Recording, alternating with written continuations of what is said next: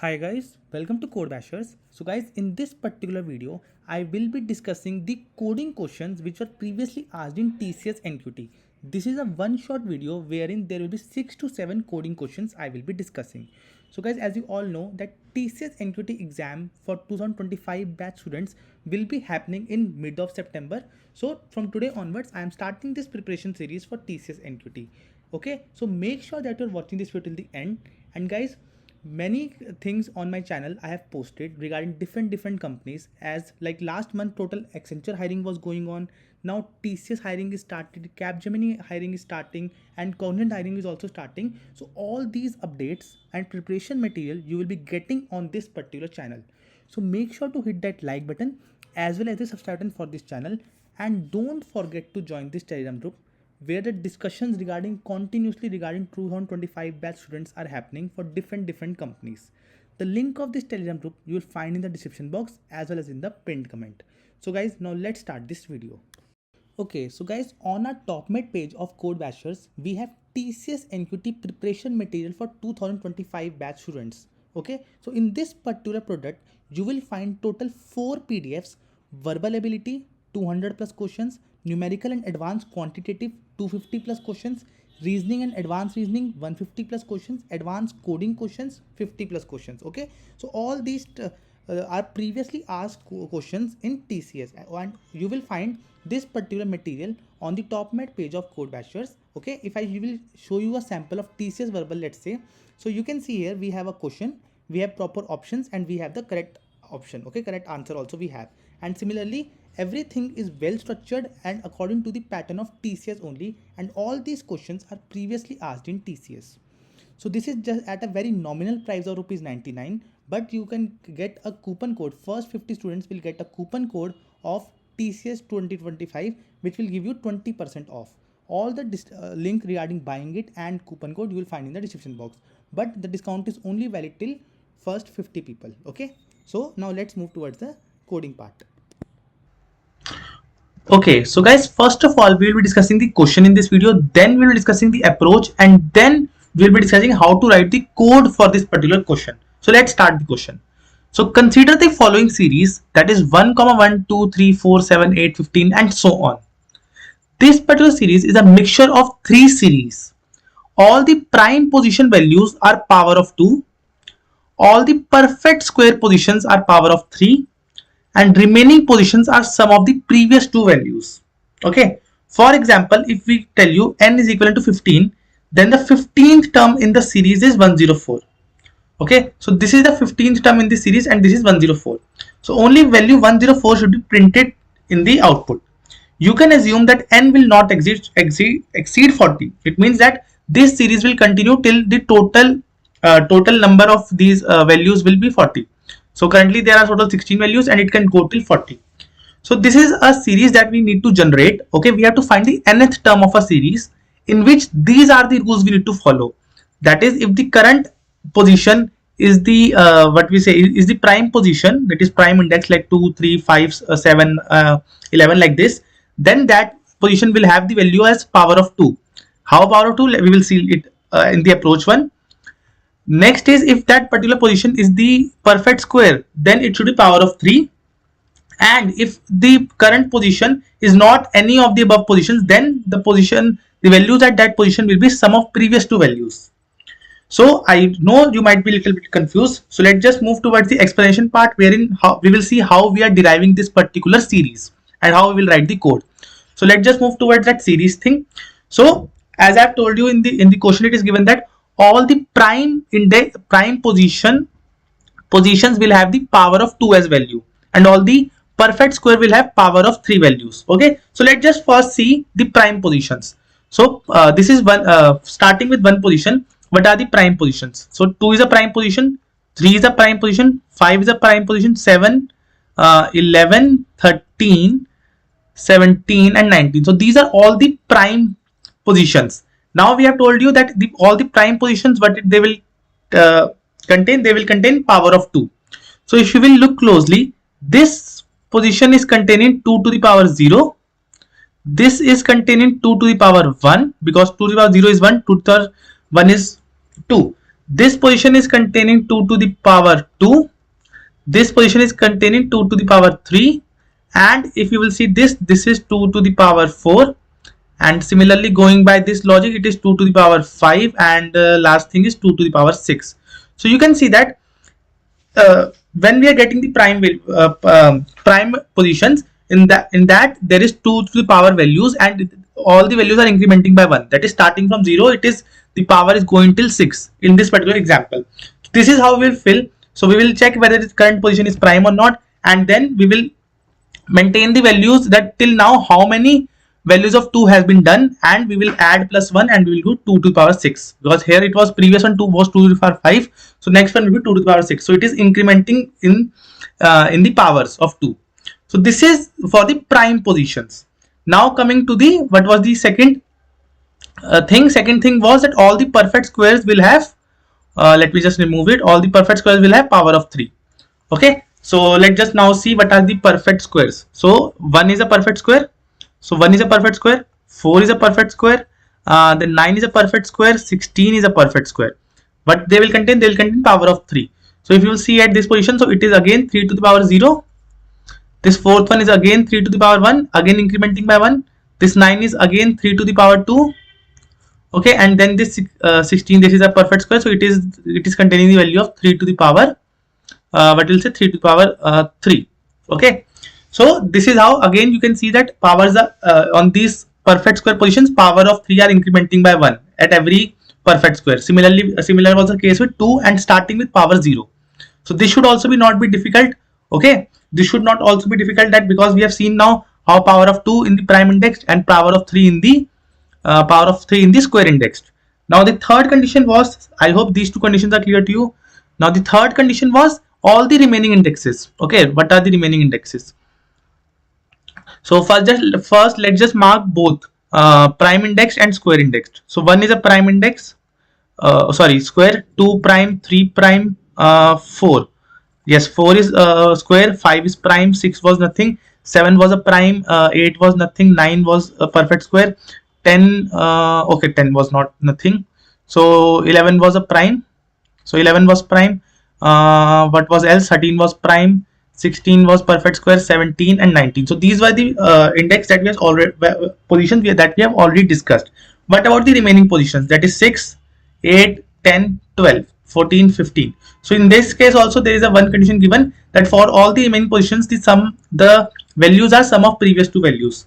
So if you will see here, that is this 6 one, the 6 is nothing but sum of previous two values, so 3 and 4, 3 and 4, so therefore this 7 came. Then if we will talk about this 8, so 15 is nothing but 7 plus 8 again, and then we are talking about 10, so 24 came by 15 plus 9, 24. Then if we will talk about this if we will talk about this 18, so 27 plus 64 is 91. So three conditions we have fulfilled all, we will be filling one by one. Okay, we will be filling one by one. Okay, so I hope now all the three conditions and the question is clear to you. Now let's just discuss that how we will be approaching this question. Okay, so now let's just suppose that we are given an n value. Okay, so that we need to find, let's suppose, sixth value. Okay, sixth value we need to find. So what we'll do, we will make an array of size 6. What is the maximum possible array size is, it can be 40, that is n can be 40, that is 40th term till 40th term we can assume that okay, the code can handle. So if sixth term in this series is asked, so first of all what we need to do, we need to make an array of size 6. Okay, it will be empty. Now what we'll do, we will start filling the array. Okay, we will start filling the array one position by one position. We will always start with the first position and move towards the nth position. In this case our position is 6th. We will take two variables with us, that is power of 2 and power of 3, both initialized with 1. Why they are initialized with 1, I will let you know. So 1 means power of 2. When will power of 2 will be 1? When it is 2 to the power 0, so it will be 1. And power of 3, when again it's 3 to the power 0, then again it will be 1. Now we will start filling this array one by one, one position by one position. So coming to the first position. So first position we will first check whether 1 is prime or not. Is 1 prime? So answer is no, it is not prime. Then we will check whether it is a perfect square or not. Is 1 a perfect square? Yes, 1 is a perfect square. So once 1 is a perfect square, which value will be there in this position? It will be power of 3. But since it is the first one and power of 3, so what we'll do, we'll do nothing, just we will since it is a perfect square, we need power of 3, so we'll just put the value of power of 3 variable here. So currently it is 1. Okay, once we have filled it, power this at perfect square, we know power of 3. Once we have filled this value, what we'll do, we will do 1 into 3. So 1 into 3, it becomes 3. Okay, then we'll remove it. Now it will become 3. Okay, next we are moving towards the next position, that is 2. 2, but 2 is 2 prime number? So yes, answer is yes, 2 is a prime number. So once 2 is a prime number, it has been established, so we need to fill the power of 2 here. What does this power of 2 variable contain currently? It contains 1 only, so it will be 1 here. Okay, now we will remove it, and once we have filled the power of 2, what we'll do, we will do power of 2 is equal to power of 2 into 2, that is, now it will become 2. We will now multiply it by 2. Next we are going to 3. Now 3 is 3 prime number. Yes, 3 is a prime number. So we'll simply put power of 2 here. So it will be 2 here. Once we have filled power of 2 here, we will again do 2 into 2. It will become 4. Okay. So we will simply write 4 here. Okay. Simply write 4 here. We are moving towards the next position. So 4. Is 4 a prime number? No. Is 4 a perfect square? 4 is a perfect square. Yes. So we'll simply put power of 3 here. Okay. Once you have put power of 3 here, we will again do power of 3 is equal to power of 3 into 3, that is 9. Okay, that is 9. So we will remove it and we will just place 9 here. Okay, next 5. So is 5 a prime number? Yes, 5 is a prime number. So we are putting 4 here, that is power of 2 here. Once we have put 4 here, so we will do 4 into 2 is equivalent to 8. We will remove it. Let just our value will be 8. So I will tell you why we started with 1 until why we are like just doing power of 2 here. Now moving towards the 6. Is 6 a prime number? No, 6 is not a prime number. Is 6 a perfect square? No, 6 is not a perfect square. It means that it is going into the third condition. That is, for all the other position, what we'll do, we will add the previous two values. What are the previous two values? It is 3 plus 4, that is 7. So here it is 7. Okay, so this is how our entire array will be filling. We needed till 6, so we made an array of 6. But maximum value of array can be 40 as given in the question. So now why we were just filling power of 2? Because at every step, when we encountered a prime position, so we place the power of 2 here, value of power of 2 here, and then we just incremented that power of 2 by 1, because we just saw that what was happening earlier, 2 to the power 0, then 2 to the power 1, that 2 to the power 2, so on, it was just multiplying by 2. So therefore we kept on this power of 2, we kept on multiplying by 2 once we have used the current value. Similar was the case with power of 3. So this is how our matrix will be filling. So for checking the logic whether the 1 is prime or not, whether the 1 is perfect square or not, that logic we will have to write while iterating the array. So let's just now move towards the code, because code will also be an interesting part. Okay, let's just move towards the code now and see how we will be checking the prime number, how we will be checking the square number, and if not condition, then what we'll do, we'll simply simply add previous two terms. Okay, so I hope now the question and approach is clear to you. Now let's just move towards our coding editor to see how to write the code for this. Okay, so guys, if you have any trouble in understanding any of these things till now, you can always write in the comment section or join our Telegram groups and ask there. I will always help you.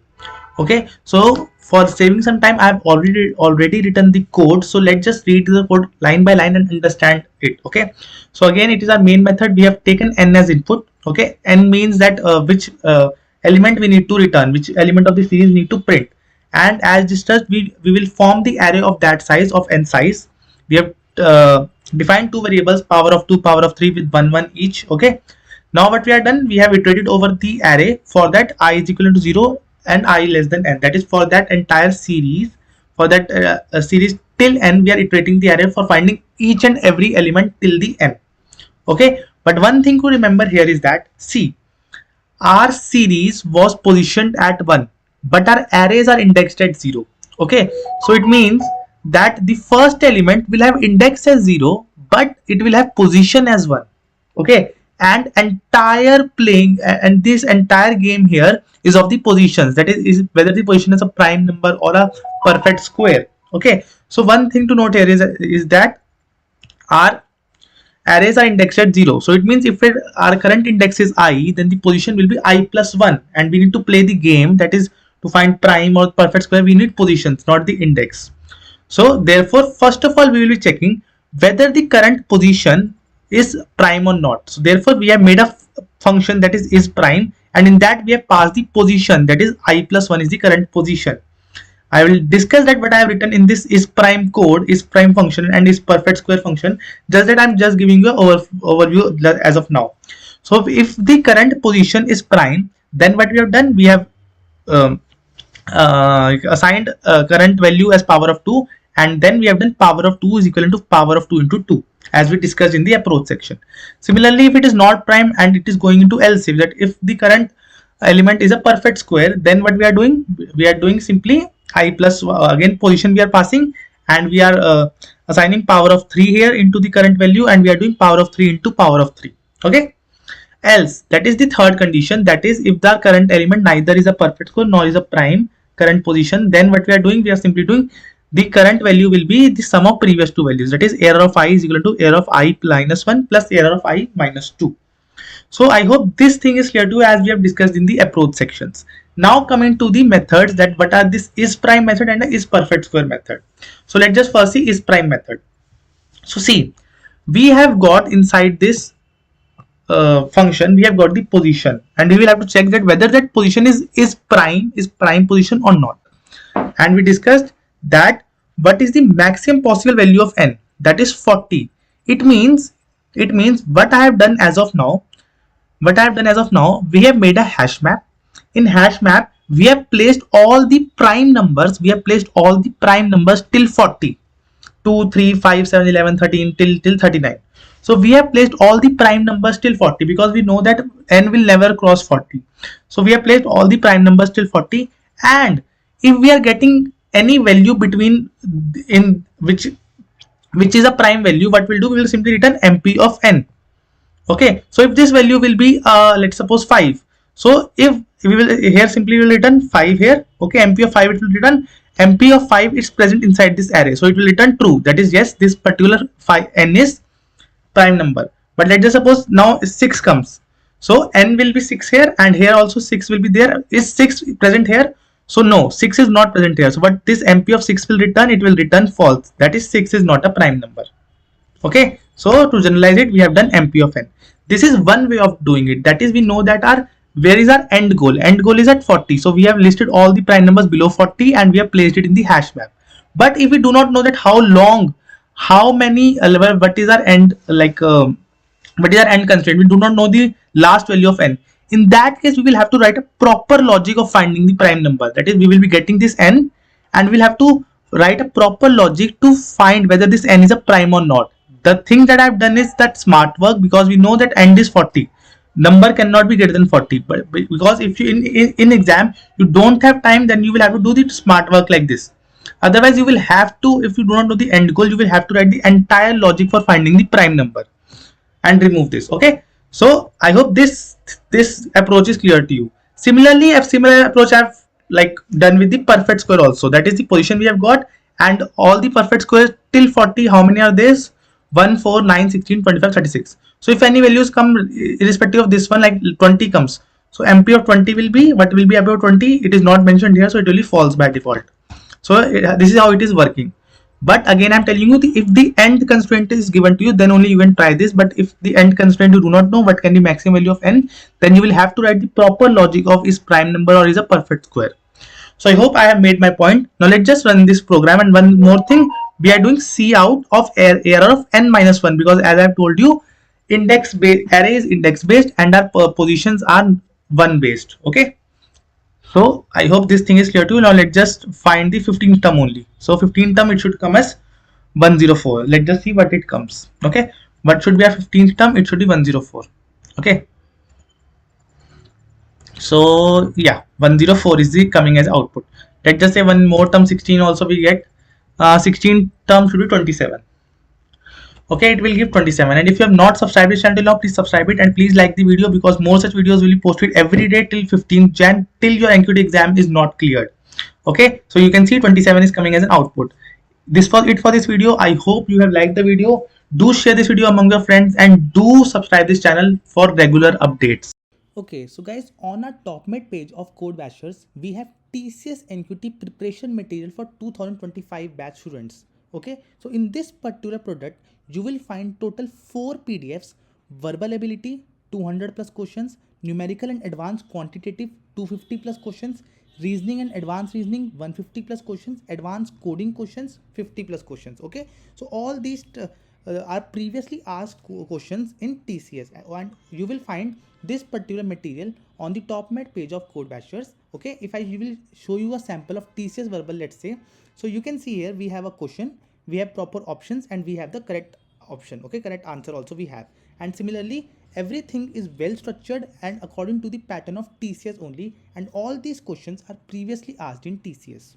So this is just at a very nominal price of rupees 99, but you can get a coupon code. First 50 students will get a coupon code of TCS 2025, which will give you 20% off. All the link regarding buying it and coupon code you will find in the description box, but the discount is only valid till first 50 people. Okay, so now let's move towards the coding part. Okay, so guys, first of all, we will be discussing the question, then the approach of this question, and then finally we will be writing the code for this particular question. So let's understand the question first. So question here is the Caesar cipher. The Caesar cipher is a type of substitution cipher in which each alphabet in the plain text or message is shifted by a number of places down the alphabet. For example, with a shift of 1, P would be replaced by Q and Q would become R. We know that the alphabets are A, B, C, D, E. So if we shift A by one position towards the right, A will become B. So this is what it is saying. Okay. To pass an encrypted message from one person to another, it is first necessary that both the parties have the key for the cipher, so that sender may encrypt and the receiver may decrypt. So for encrypting the message and for decrypting the message, we require a key. That key should always be present, or should be present with both sender as well as the receiver. Sender will use that key to encrypt the message and receiver will use that key to decrypt the message. Okay, so this is the role of key. So key in this case is the number of offset to shift the cipher alphabet. Key can have the values from 1 to 25. Okay, as there are total 26 alphabets. So the value of key, what it denotes, that if the value of key is 1, then the alphabet will be, if A is the alphabet and we want to encrypt it using key with value 1, then A will become B. Similarly, if we have alphabet, let's suppose D, and the key is 2, so then our encrypted text will become with key 2, it will become, D will become F. Okay, because D plus 1 equal to E plus 1 equal to F. So with key is equal to 2, D will become F. Okay, so we have discussed what is the key. Okay, the key can have values from 1 to 25 because we know that there are 26 alphabets total present, so key can have values from 1 to 25. Okay, now as we are designing a custom Caesar cipher, in addition to alphabets, we are considering numeric digits from 0 to 9. Okay, digits can also be shifted by key places. So similarly, what we were doing, so D plus 2 was F. Similarly, 0 plus 2 it will be 2, 3 plus 3 it will be 6. So this is how an alphabets are getting what you can say, they are getting rotated. Okay, next thing is, now let's just see the inputs now. So input string is this. Now we need to encrypt this input string with the key 1. Okay, we need to encrypt this input string with key 1. So what will we be doing? So we will traverse this string. So what will be the output? So our capital A will become capital B, our small t will become E. We are replacing it by +1 character because after A, B comes to the next position and key was 1. Okay, so F will become G, T plus 1 will become U, U plus 1 will become V, 3 plus 1 will become 4, and 4 plus 1 will become 5. So this is one of the example when our key is 1. Now let's just look at our edge case. What will be our edge case in this scenario? That is our input 2. That is, our input string is YZ892. Now we know that after Y what comes? Z. So we know that UVX, no, PQRST UVWXYZ. After YZ comes, and after Z what will come? After that it will again be rotated. It will be circular rotated, and after that again A will come. Okay, Z A B C D like this. So what will be our current character is Y, key is 2. So what will be Y plus 2 here? So what will be Y plus 2? So Y plus 1 will be Z, Z plus 1 will be A. So therefore Y plus 2 is equivalent to A. Okay, so Y plus 2 is equal to A. Similarly, Z plus 2, what will be Z plus 2? As it is circular alphabets that are going on, so Z plus 2 is equal to capital B. 8 plus 2 will be 0. Why? Because we have numbers from 0 to 9. So 8 plus 1 will be 9, 9 plus 1 will be again 0. Okay, what will be 9 plus 2? So 9 plus 2 will be 9 plus 1 is equal to 0 and 0 plus 1 equal to 1. So 9 plus 2 will be 1. So this is how we are encrypting the text using the key. We are just shifting the positions of that text. That is, any alphabet or digit plus that key, whatever the value comes in a circular manner, it will be placed here. So I hope now the question is clear to you. Now let's just quickly move towards the approach of this question. Okay, so guys, now let's just discuss the approach. And like before starting the approach, you need to understand some of the things like what are SKY values and like some of the hidden trials you need to understand. So first of all, in our string that we need to encrypt, there will be three types of you can say alphabets or digits. First will be uppercase alphabets, second will be lowercase alphabets, and then there will be some digits also. Okay, strings digits from 0 to 9, but they will be characters, not numbers. Okay, so SKY value from of uppercase A to Z lies between 65 to 90. 65 being the SKY value of capital A and 90 being the SKY value of capital Z. Okay, and in between like so on, 65 plus 66 will be for B and so on. Similarly, SKY values from small a to small z will be from 97 to 122. 97 being the SKY value of A and 122 being the SKY value of Z. Similarly, the SKY values of the characters, that is 0, 1, 2, 3, these are the characters. Okay, the SKY values will be in between 48 to 57. That 48 being the SKY value of 0 and 57 being the SKY value of character 9 and character 0. Okay, I hope this thing you have understood. Now, see, if we need to find some position of an alphabet, because in this case we need to like change the position. If we will in the A we will add 2, then position of that A will be changed to C. So to find out these positions, we need to do some of the addition or subtraction of alphabets. Okay, so to find the position of B, this is just an example. To what we will do, we will do B minus A. So what is B? So we will take once B minus A. Now we know that this is a subtraction operator. So what is the SKY value of small b? It will be 98 minus what is the small value of SKY of small a? It will be 97. So position of absolute position of b will come as 1. Now you will say that okay, similarly for the capital Z, to find the position of capital Z, but we are doing Z minus a. So what is the SKY value of capital Z? It is 90 minus SKY value of capital A, it is 65. So what is the position? It is 25.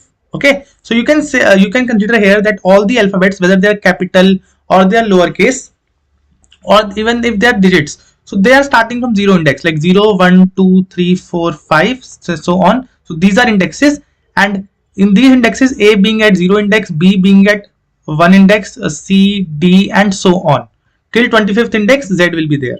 Okay, so this is what we are trying to do. We are just trying to find the index of B. Index of B you can say here.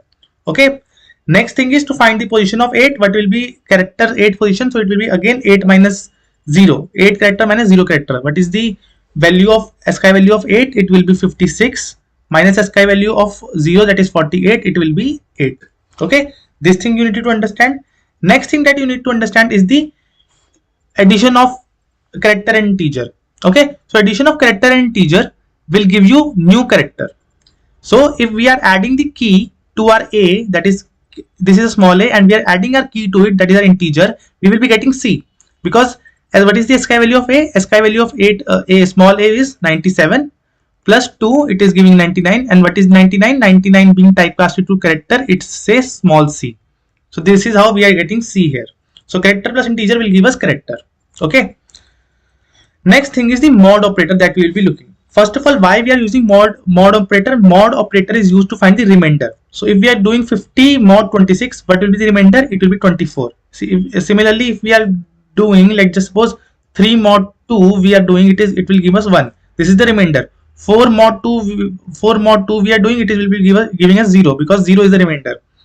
So we will be using mod operator. Now what is the role of mod operator in this particular question? To find the circular position of the next integer, because let's suppose what we are doing, we are taking z and we are doing z plus 2.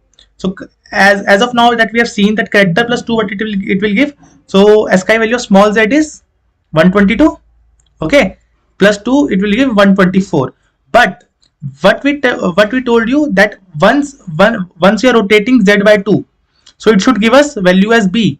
So SKY value of b is, what is the SKY value of b? It is 98.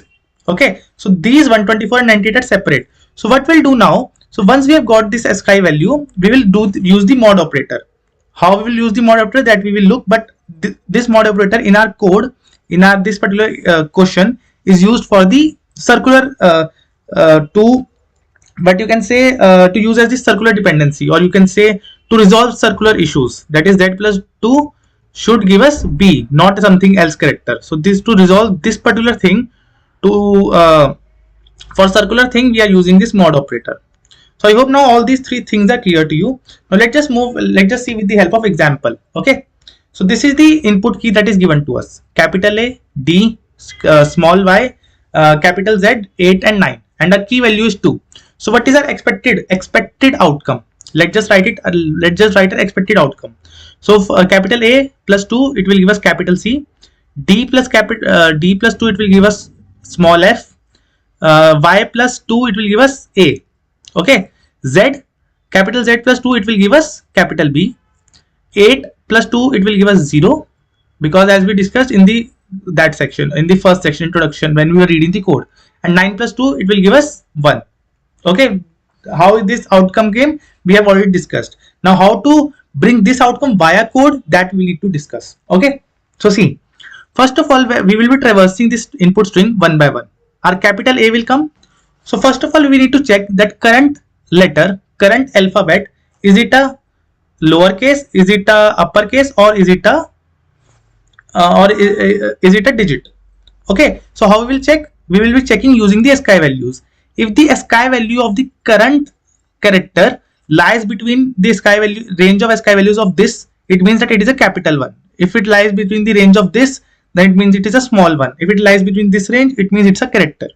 So now what we'll do, now we have found out that okay, that it is a uppercase character. So what we'll do now, we will find the index of this character. Index of this character we will find. So what is the index of this character? I have told you we have how we'll find. So we'll do current character minus the starting character of that series. So what is the starting character? It is A only. So as we have discussed earlier, to find the position or index, what we'll do, we'll subtract it by the starting values, either small a, either capital A, or either 0. So since it is lying at the capital side, so therefore we are subtracting capital A from here. So index will be 0. Okay, index will be 0. Now what is our key? What is our key value? So key is 2. So what we'll do, we will do 0. We have got our index. We will do 2. So 0 plus 2. Now what character it will give? Okay, 0 plus 2, it will give us 2 only. Okay, so what we'll do, since here we have subtracted minus a, so what we'll do, we will do capital A. To find the next element, what we'll do, we will do capital A plus 2. It will be capital A plus 2, it will give us C, capital C. So to this, to reach this C, we need to do this entire process. First, we needed to subtract this A from the starting of its group. Is it an uppercase, lowercase, or a character? So we are doing capital A minus A, and we were reaching to 0. 0 plus 2, because 2 was the key, so we got 2. Now we are again adding this 2 to this capital A only, because earlier we subtracted from capital A. Now we will add this 2 to the capital A to reach the capital C. So this is how this C came. Okay, so this was straightforward. Okay, no problem. Let's just do with the D now. Okay, this was straightforward. Now let's just do it with the D only. So D. Okay, so let's just find the index of D now. Index of D. So first of all, we will check whether this D in which group it lies, either uppercase, lowercase, or character. We know that it will lie in this range, that is the smaller case. So what we'll do, to find the index, we'll do D minus A. Okay, we will find the index. Index will be 3. Okay, index will be 3. Now what we'll do, we have got this 3. Now we will add key to it, so it will become 5. Now what we'll do, since we have subtracted A from here, what we'll do, we will do A plus 5. What will be A plus 5? A plus 5 will give us, as I have told you, A plus 5, it will give us it should give us F. Yes, it will give us F. So this is how we have reached F here. Okay, this was also straightforward. Now once we are going towards the Y, now Y will be little bit tricky. Okay, Y will be little bit tricky. So now let's just find again index of Y. How we'll find it? It is a smaller case, so Y minus small a. What it will give? Y minus small a, it will give us 24, I guess. Yes, it will give us 24. Okay, now what we'll do, we will do 24 plus 2, that is our key, it is 26. Now if you will go and if you will directly add this 26 to this A, it will give us the wrong answer. Okay, it will give us the wrong answer. A plus 26 will give us the wrong answer. So what we need to do, since this value after adding index plus after adding the key is greater than or equal to 26, is greater than or equal to 26, in this case what we need to do, we need to do the mod of 26. Okay, mod of 26. Here we will do mod of 26, and since mod gives our, what does mod gives? Mod gives us the remainder, so 26 mod 26 will give us 0.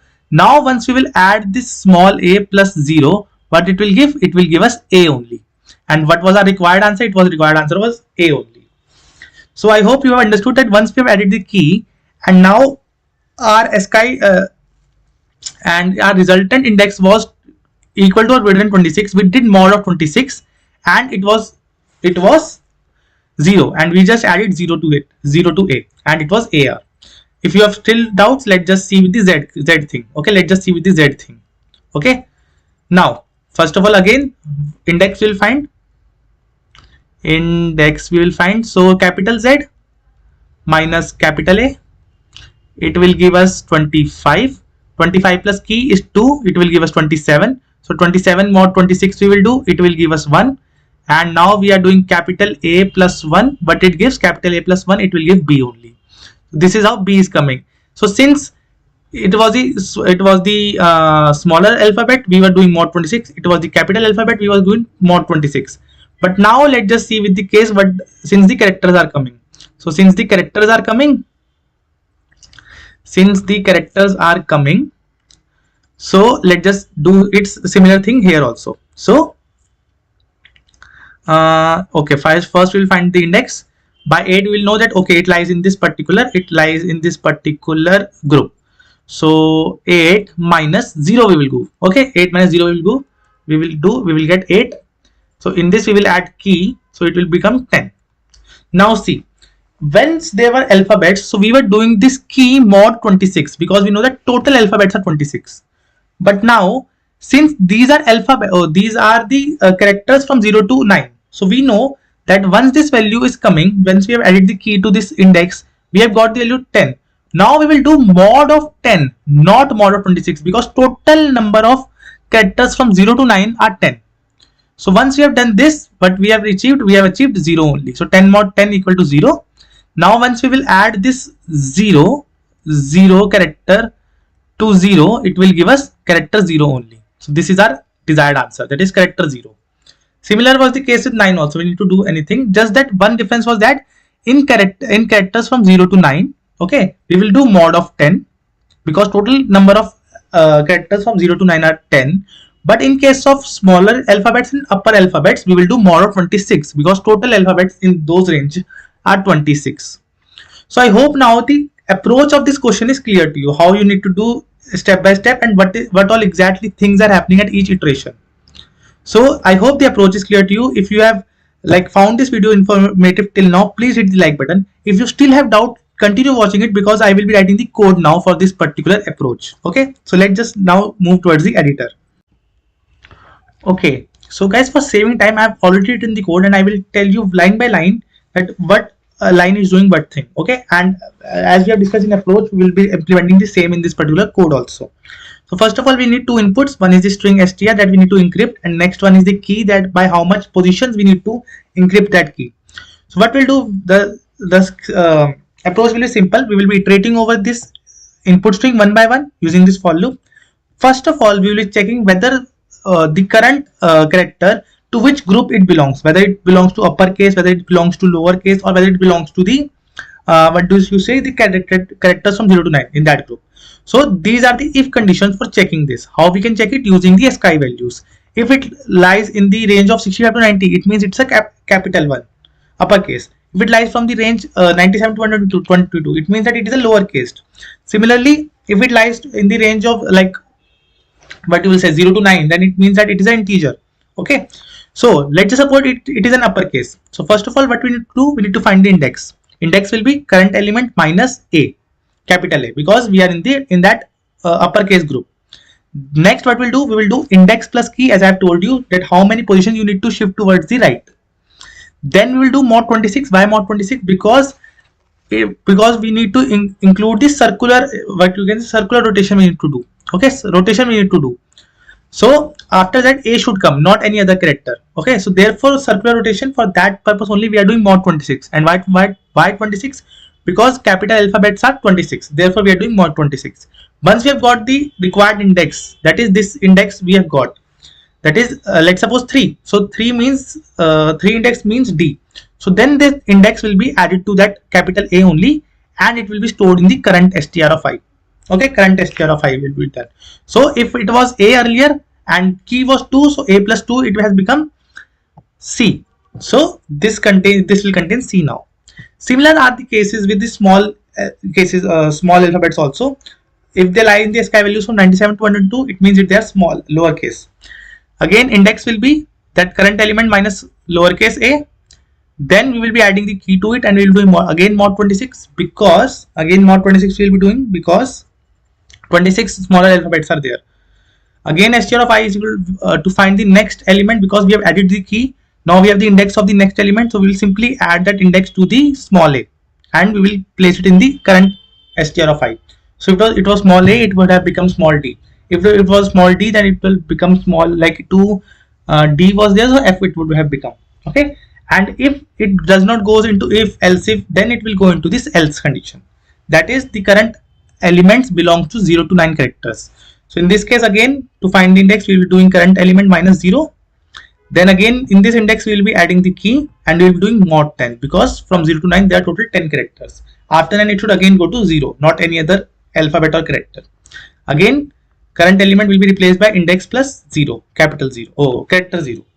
And once all these steps are done for each and every character present in the string, then in the end that string would have been updated, and it will be simply printed. So I am using the C++ language here, but you can use Java also, Python also, any language you can use in TCS.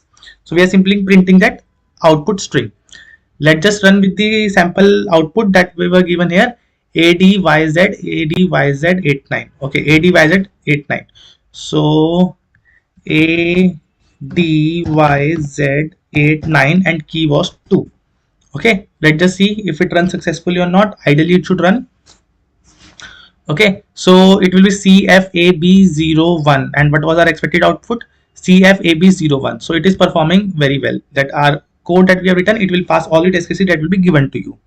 So guys, I hope the entire question, then the approach, and this particular coding part is clear to you. If you find any lags in my teaching, you can always write in the comment section. If you want to give any suggestions or any questions that I should discuss, anything you have, any doubt, you can always write in the comment section. How I can improve, any suggestions you want to give, you can give that also. Okay, feel free to write in the comment section. We have a bit less time till 15th of Jan, but I will try to improve. Okay, so thank you for watching this video. This was it for it. Thank you.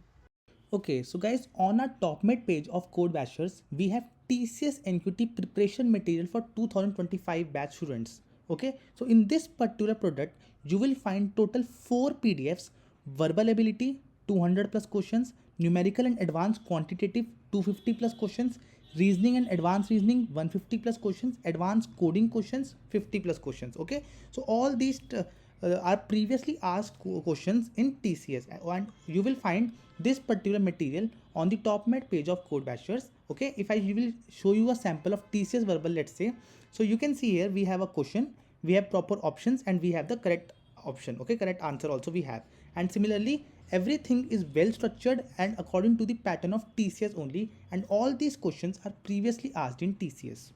So this is just at a very nominal price of rupees 99, but you can get a coupon code. First 50 students will get a coupon code of TCS 2025, which will give you 20% off.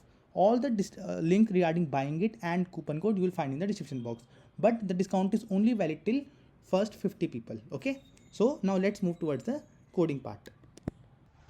Okay, guys, at first this question might look easy to you, but believe me, it is not that easy. By reading the one line of question, you will say, okay, this is how it needs to be done. But believe me, you will end up doing this question wrong. We will be using the stack data structure for this particular question. So make sure that you're watching this video till the end. First, I will be discussing the question, then the stack based approach, and then finally I will be writing the code for it. So let's start by reading the question and getting the understanding of it. Okay, so we are given an array of integers. Find the nearest smaller number for every element such that the smaller element is on the left side.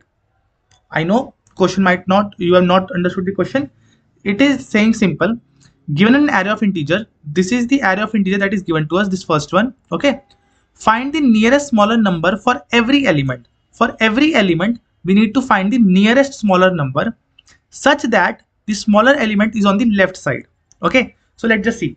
So this is our input array that is given to us, this one, 1, 6, 4, 10, 2, 5. For every element, we need to find the nearest smaller element on the left.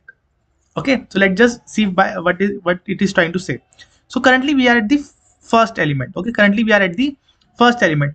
What is the smaller element towards the left side of this element? Okay, what is the smaller element towards the left side of this element? So what is the smaller element towards the left of 1? So there is no element. So if there is no element, we have printed -1. That is, if the current element does not have the smaller element on the left side, we'll print -1. Now next, let's move ahead. So now our current element is 6. So what is the smaller element to the left of 6? What is the smaller element to the left of 6? So to the left of 6, the smaller element is 1 and the nearest smaller, okay, is 1. So we have printed 1 here. Okay, so we have printed 1 here. That is, 1 is the smaller element to the left of 6. Okay, next thing is 4. So what is the smaller element to the left of 4? Again, what is the smaller element to the left of 4? Again, it is 1 because 6 is greater than 4 and then it comes 1. So it is 1. Now we are at 10. Now you will make majority of you will make the mistake here. Now you will have to read the question again. Find the nearest smaller number for every element. So we are at 10. So what is the smallest element to the left of 10? What is the smaller element to the left of 10 and the nearest smaller element, that is nearest smaller element. So for 10, the nearest smaller element is 4. See, 4 is also smaller than 10, 6 is also smaller than 10 and 1 is also smaller than 10 because they are all on the left side. So 10 has 3 smaller numbers but nearest smaller element. So nearest to 10 is the 4. So therefore the answer is 4. Okay. So the element should be on the left side of the current number. It should be smaller than that number and it should be nearest smaller, because if there are 2 or 3 smaller numbers to the current number, there should be nearest smaller. Next is 2. Okay, so what is the nearest smaller number to the left of 2? So first we come to 10. So no, 10 is not smaller than 2, so it is rejected.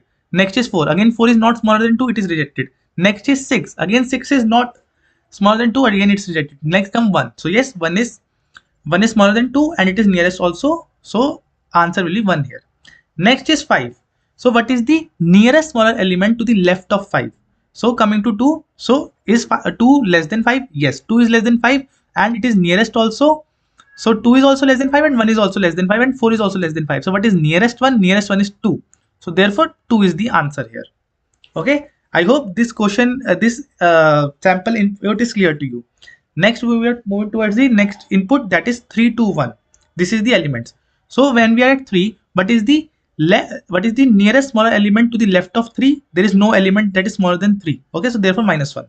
Now we are at 2. What is the nearest smaller element to the left of 2? So in the left of 2, there is no smaller elements than 2. Therefore again -1. Now coming to 1, what is the nearest smaller element to the left of 1? There is no nearest smaller element to the left of 1. Therefore again -1. So in this case, a new array will be formed and all the elements in the array will be -1. One thing to note here is the first element of the array, okay, it will always contain the value -1, okay, because there will be no smaller element to the left of first element of the array. Okay, it is like common sense that first element does not have any smaller number to the left of it. So therefore always the answer will be -1. So I hope now the question is clear to you. Now let's just move towards the approach. I know most of you will be thinking, okay, we will keep on iterating towards the back side and whichever will be the nearest smaller will print it, but that is a time complexity approach, that will be n square. But I will be using a stack based approach that will be a less in time complexity, because in such exams time complexity also matters. So we will be using a stack based approach. Okay, so make sure that you're watching this video to the end. Okay, so guys, let's just now see the approach of this question, how we will be doing it. I have already told you we will be using stack based approach, but how to use stack based approach, let's just see now. So as I've told you that first element will never have the smaller element to the left because it's the first element. So in the output array, what we'll do, we will just do -1, and what we'll do, we will put this one inside the stack, because this one can be the next smaller element in the corresponding elements. Okay, so for the corresponding elements, this one can be the next smaller element, so therefore we have put one in the stack. Okay, now next element 6 comes. Now when this new element 6 comes, it will see whether there are elements in the stack or not. So if there is it will check the top of the stack. Okay, so top of the stack is 1, so it will check so whether the top of the stack is less than 6 or not. So in this case it is less than 6, so it means the next nearest smaller element to the left of 6 is 1 only. So once this 6 comes, it will check the top of the stack. Okay, it will check the top of the stack. If it will find that the top of the stack is less than the current element, then it means that top of the stack is the next smaller element to the left. I hope this thing is clear to you. Now this 6 we will again put inside the stack, because this 6 can again is a good contender that it might be the next smaller element for rest of the elements. Okay, therefore we are putting 6 inside the stack. Now 4 comes. Okay, so once 4 comes, it will again, what it will do, it will check the top of the stack. Okay, as in the case of 6 we checked the top of the stack. Okay, so top of the stack in that case was less than the current element, that was 6. But now we will check. Okay, so 4 comes, so it will check the top of the stack. Now it will check, it will say that top of the stack is greater than 4. Okay, top of the stack is greater than 4, so this 6 cannot be the answer for it. Okay, as we have all agreed, so it will check that okay, top of the stack is greater than me, so it means that 6 cannot be the answer. So it will remove 6, will be popped because it is not a valid contender for this 4. Okay, now it will check again, so 4 will again check the top of the stack now. Okay, so 1, yes, so it has found that now the top of the stack is less than me, so now this 1 is a good contender, so therefore this 1 is the nearest smaller element for 4, and again we will put 4 inside this stack because this 4 can be next smaller element for rest of the remaining elements. Okay, now it comes 10. Now again 10 will come and it will again check the top of the stack. Okay, it will again check the top of the stack. So is top of the stack less than me? So 10 will say yes, because top of the stack is 4. Is it? It is less than me. So it is less than me. So it means that 4 is the answer. So 4 is the answer here. And again we will put 10 inside it. Why we are putting 10 inside it? Because this 10 can be the contender for rest of the elements. That 10 can be the nearest smaller element for the rest of the elements. We don't know till now that what are the rest elements. It is just visible on screen, but we have only traversed it till 10. Okay, now 2 comes. Okay, so 2 will again look at the top of the stack. So it will say no, 10 is greater than me, so it cannot be a valid contender. So it will remove it. Okay, so again it will look at the top of the stack. It will say 4. 4 is again greater than 2, so it is not a valid contender. Okay, so it will remove. Now 2 will again check top of the stack. It is 1, so it will say yes, 1 is a valid contender. So I have found that top of the stack is less than me, so 1 will be the answer for this case. And again we'll put 2 inside the stack. Okay, because 2 can be the possible contender for rest of the elements that we have not traversed till now. Now 5 will come. So 5, it will straight away look at the top of the stack. So it will find that it is 2. It is less than 5. So it means that it will say that yes, 2 is a valid contender and it is less than me also, and it is present on the top of the stack. So we will just do 2 here, and we will again push 5 here, because 5 can be for the rest of the elements. Now we have reached the end of the array. Now this is our output, and this is, I think, the required output only. So let's just see what was the required output. So -1, 1, 4, 1, 2. Yes. Okay. So I hope this thing is clear to you. The current element, when we are traversing, it will first check the top of the stack. If the top of the stack is less than the current element, then that is the nearest smaller element. Otherwise, if the top of the stack is greater than the current element, it will first pop the element. Then again check. If the top of the stack is less than me, again if it will be greater, again it will pop. It will pop till the top of the stack is less than the current element. Okay, so I hope this thing is clear to you. Now let's just see with the help of one more example. Okay, Okay, so let's just see this example now. So first, as I told you that this first element of the array, output array will be -1. Okay, now we will just place this 3 inside the stack in the starting only. Now we are at 2. Now 2 will go and check top of the stack. Now it knows that 3 is greater than 2. So it means it will pop the element. So this 3 will be removed from here. Okay, now again 2 will check on the top of the stack, but see, now the stack is empty. So if we have found an element which in which case this top of the stack is empty, that is the stack is empty, then it means that there is no further element there is on the left side of that element that is smaller than it. Okay, that is smaller than it. So in this case also it will be -1 here, and we'll put 2 in it. Once we will place -1 here, and then we'll put 2 in it. Now 1 will come. So 1 will again check the top of the stack. Okay, 2. So 2 is greater than 1. So what it will do? It will do pop operation. Now 1 will again now check after popping top of the stack. Now it will say that okay, now the stack is empty. So there is no top available. So it means that we have found an element, the current element. There is no smaller element to the left of the current element because the stack has become empty.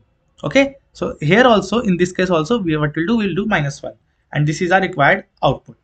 Okay, so while popping all the elements, if the stack becomes empty, it means there are no elements on the left side of the current element that are smaller than that element. So I hope now the question approach is clear to you. Now let's just jump towards the editor for writing the code. And if you are finding this video useful and the previous 2 videos also useful, then do hit the like and subscribe button for this channel, because we feel very much motivated for making such videos. So now let's just quickly jump towards the editor.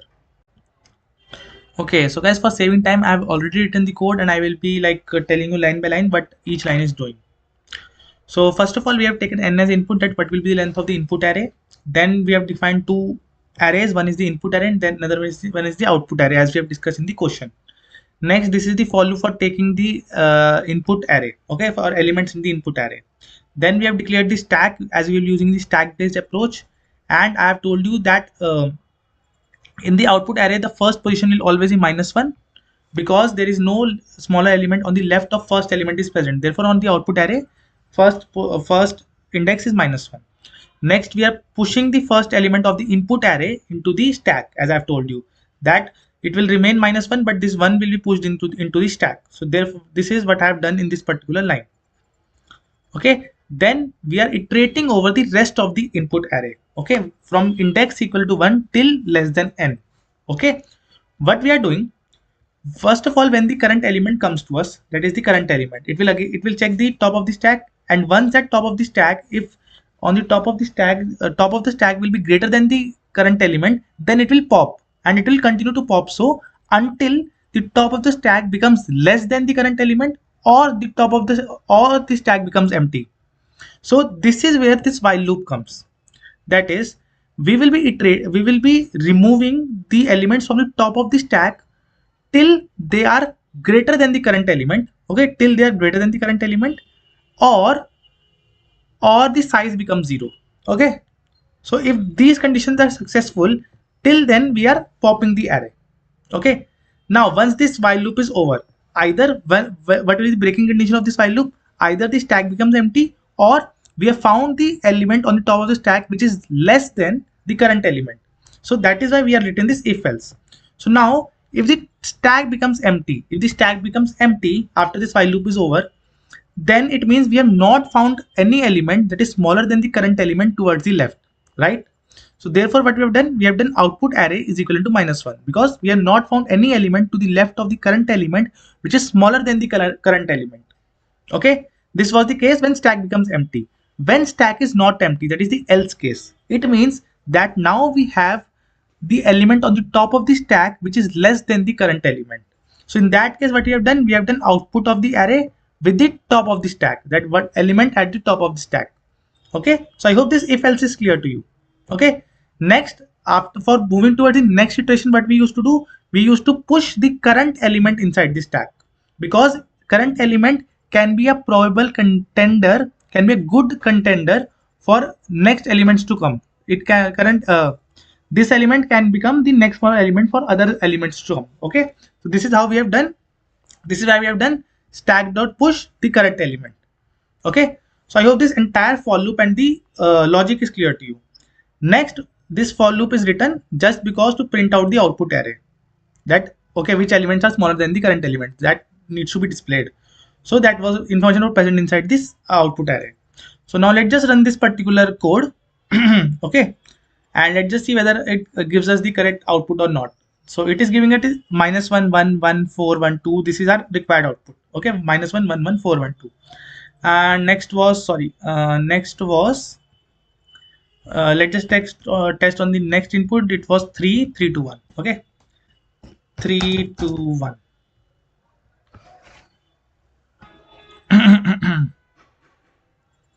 So it gives -1 -1 and -1. So this particular code will pass all the test cases that will be given to you. Okay, I hope you liked the video and enjoyed it, and please hit that like and subscribe button for this channel because it gives us immense motivation for making such videos. So guys, this was it for this video. Thank you for watching this video. Okay, so guys, on our top mid page of Code Bashers, we have TCS NQT preparation material for 2025 batch students. Okay, so in this particular product, you will find total 4 PDFs: verbal ability 200 plus questions, numerical and advanced quantitative 250 plus questions, reasoning and advanced reasoning 150 plus questions, advanced coding questions 50 plus questions. Okay, so all these are previously asked questions in TCS, and you will find this particular material on the top mid page of Code Bashers. Okay, if I will show you a sample of TCS verbal, let's say, so you can see here we have a question, we have proper options, and we have the correct option. Okay, correct answer also we have, and similarly everything is well structured and according to the pattern of TCS only, and all these questions are previously asked in TCS. So this is just at a very nominal price of ₹99, but you can get a coupon code. First 50 students will get a coupon code of TCS 2025, which will give you 20% off. All the link regarding buying it and coupon code you will find in the description box. But the discount is only valid till first 50 people. Okay. So now let's move towards the coding part. Okay, so guys, first of all, we will be discussing the question, then the approach of this question, and finally we will be discussing the code part of this question. Okay, so let's just read the question first. So given an array of integers, find an index such that the sum of elements at the lower indexes is equivalent to the sum of the elements at the higher indexes. If no such index exists, return -1.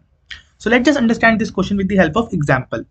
So for example, this is our array given, that is -7 1 5 2 -4 3 0. This is our input array. Index 3 is an equilibrium index because we need to find the equilibrium index. Now it is saying that index 3 is the equilibrium index. This is index 3. So how it is the equilibrium index? So what is an equilibrium index? If at that index the sum of the elements on the left side is equivalent to the sum of the elements of the right side. So this is the equilibrium index. So what is the sum of what are the elements at the left side of this index? So these are the elements at the left side of the index, and these are the elements at the right side of this index. So what is the sum of these elements on the left? So it is -7 plus 1 plus 5. So it is -1. So all the elements to the left of this index has sum -1. Similarly, all the elements on the right side of this index has sum -4 plus 3 plus 0. This is -1. So if you can see here that this at this index 3 index, all the elements on the left side of this index have -1 sum, and all the elements at the right side of this index has -1. So it means the sum of the left elements are equivalent to the sum of the right elements. Therefore this third index is the what you will say equilibrium index. Okay, so this is how an equilibrium index is defined. So in this case the equilibrium index was present. Okay, so therefore we have printed the 3 is the equilibrium index because this is third index. So 0 1 2 3. So this is the third index. But there might be some arrays in which there is no equilibrium index present. Okay, so in that cases we need to return -1. In that cases we need to return -1. Okay, so I hope now the question is clear to you. This question is slightly on the easier side. So let's just see the approach of this question. And if you are finding this video helpful, or you have any doubts, you can always write in the comment section that yes, this video was helpful, or you have this doubt. Okay, so this all gives us motivation for making such videos. Okay, so now let's just move towards the approach part. Okay, so now let's just see the approach of this question, how we will do it.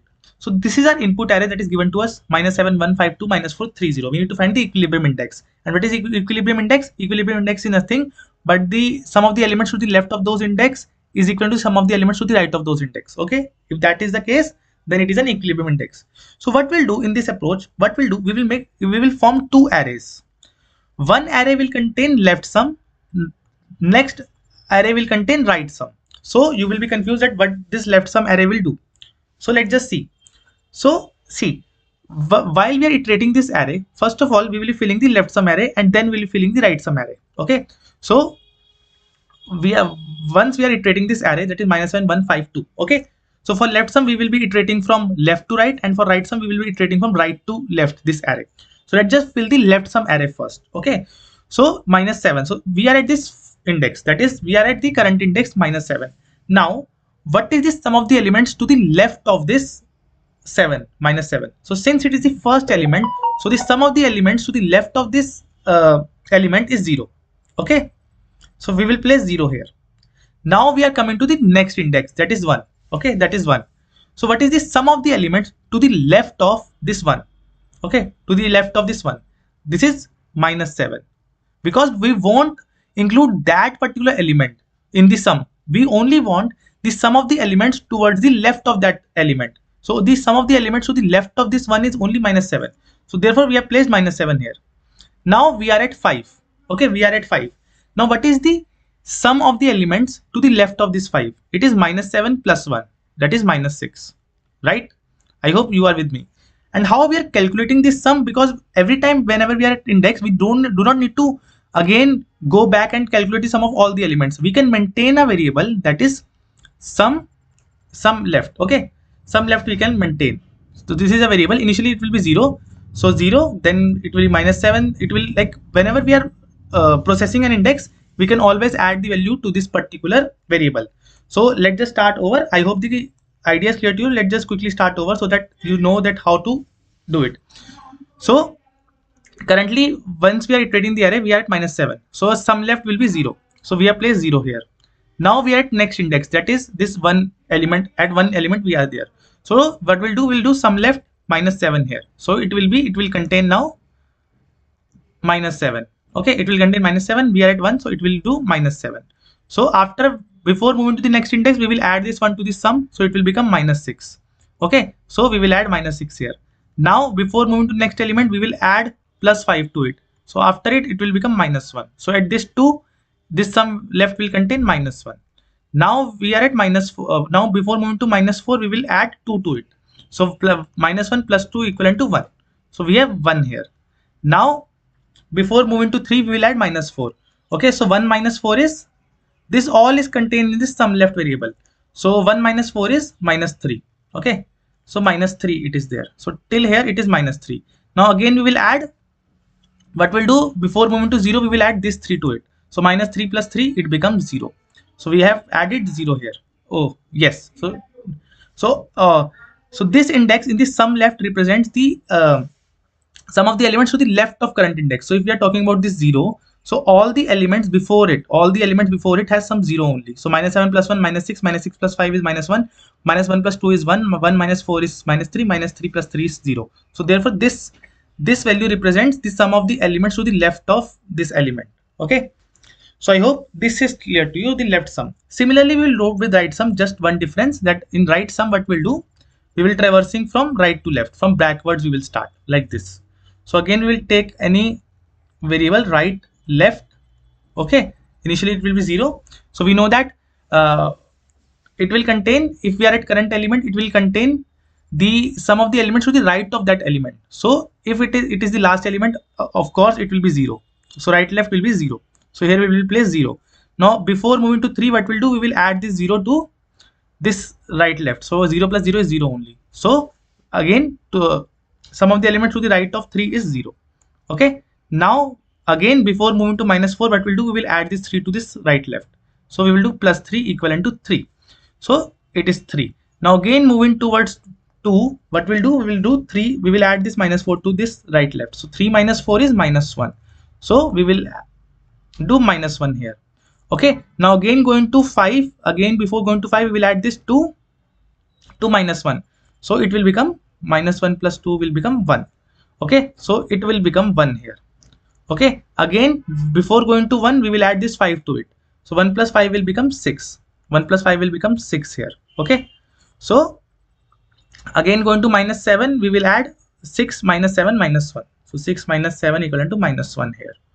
So we will add minus 1 here. But I have done mistake in the last element only. So 6 plus 1 we need to do, sorry. Okay, 7 it will be. In the last element I made the mistake. Now what we'll do, we have now left some arrays and right some arrays. We will do nothing. We will iterate over the array from 0 to 9, 0 to n, we will iterate, and at any index, at any index, once we have found that okay, the sum at that index in the left sum array and the sum at that index in the right sum array are equal, then we will say that that index is the equilibrium index. So in this case, you can see that minus 1 and minus 1 are at same position, and 0 and 0 are also at same position. But since we are traversing from left to right in this particular case, first minus 1 will be, first equilibrium index will be treated. In this case, it is third index. We'll simply print out I. So this was the entire approach. I hope the approach is clear to you. Okay, now let's just move towards the code part.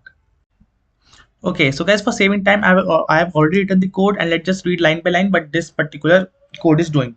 So we will first input n, that is what is the length of the array, input array.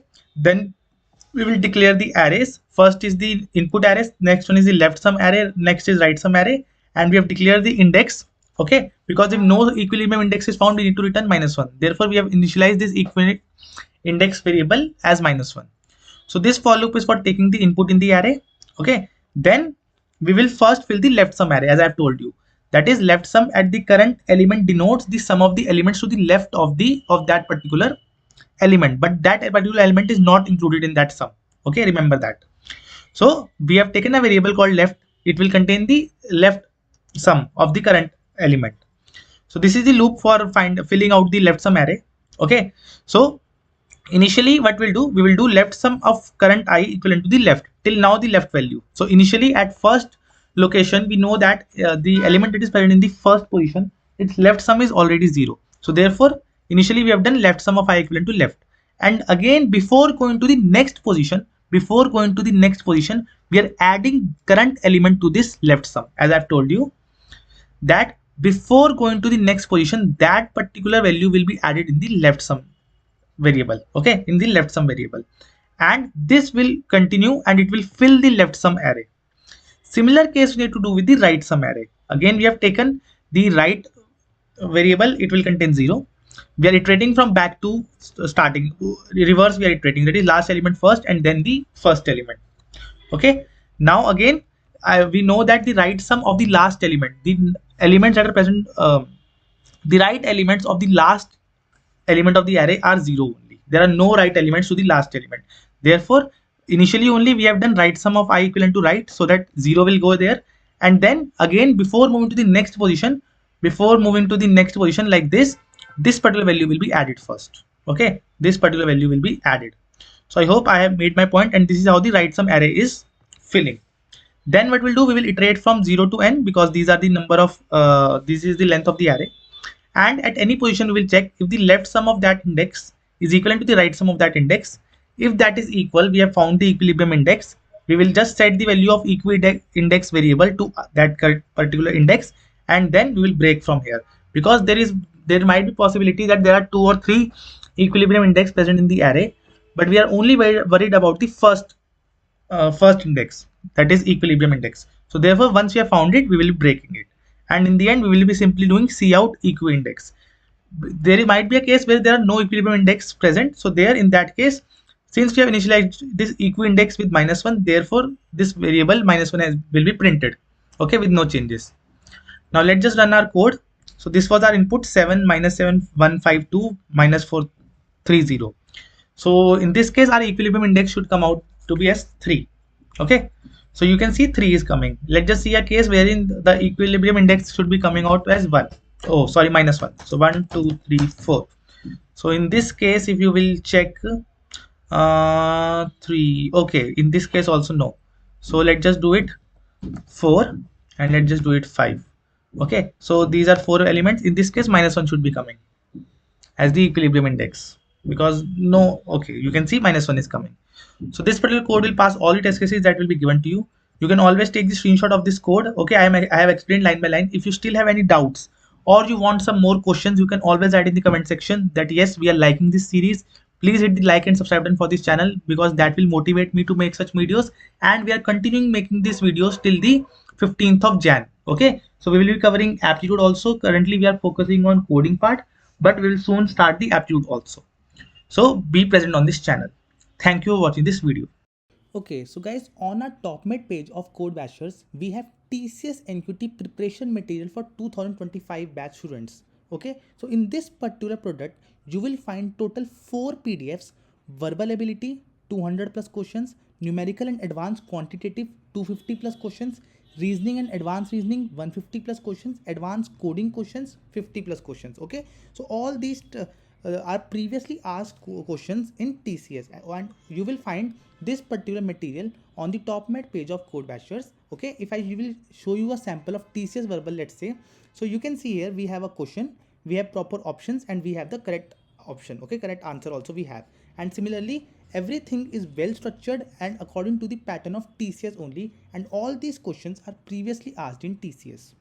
So this is just at a very nominal price of rupees 99, but you can get a coupon code. First 50 students will get a coupon code of TCS 2025, which will give you 20% off.